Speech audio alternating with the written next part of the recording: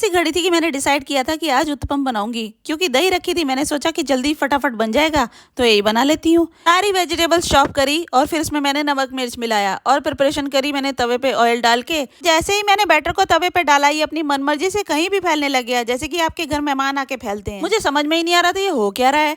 मैंने फिर पैचेस लगा के किसी तरह इसको समेटा और फिर इस पे मैंने वेजिटेबल लगा दी और मैंने सोचा चलो बन गया है। पर असली सस्पेंस तो अभी बाकी था। ये तो ब्रोकन राइस है, मैं इसे सूजी समझ रही थी। ओ भाई, मैंने बड़ी मुश्किल से इसे तवे से उतारा और मेरे पसीने निकल गए। ये तो शुक्र है मौसम अच्छा था, मेरा क्या हाल होता। अंधे को क्या चाहिए, ऐश्वर्या राय की 2 आंखें। पहले ही देख लेती ये ब्रोकन राइस है, मैं पंगे ही न लेती। फिर मैंने मंजीत को कहा लाइट नहीं आ रही है, कुछ लेके आई हो, क्योंकि मैं कुछ बना नहीं पाई। तो जैसे ही लाइट आई मैंने सोचा क्या सब्जी बनानी है, समोसे के साथ ही 2 रोटी खा लेते हैं। और फिर जलेबी का सेवन किया हमने मजेदार। अगले दिन जैसे ही मैंने शाही पोहा बनाया, लाइट फिर चली गई। अब मैं और कुछ बना भी नहीं सकती दोपहर में, तो मैंने सोचा चलो नहा के आती हूँ।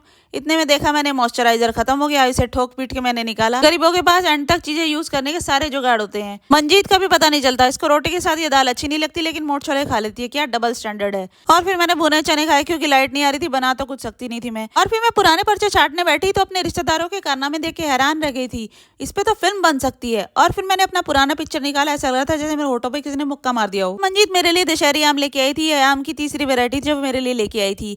और मैं खुशबू सूंघते ही फिर पागल हो गई। और 2 बूंद बरसात की पड़ते ही अनइनवाइटेड गेस्ट फिर आ गए थे, यानी कि मच्छर। और अब मेरे पास 3 वैरायटी के आम थे, तो खाना खाने के बाद मैंने तीनों वैरायटी का सेवन किया।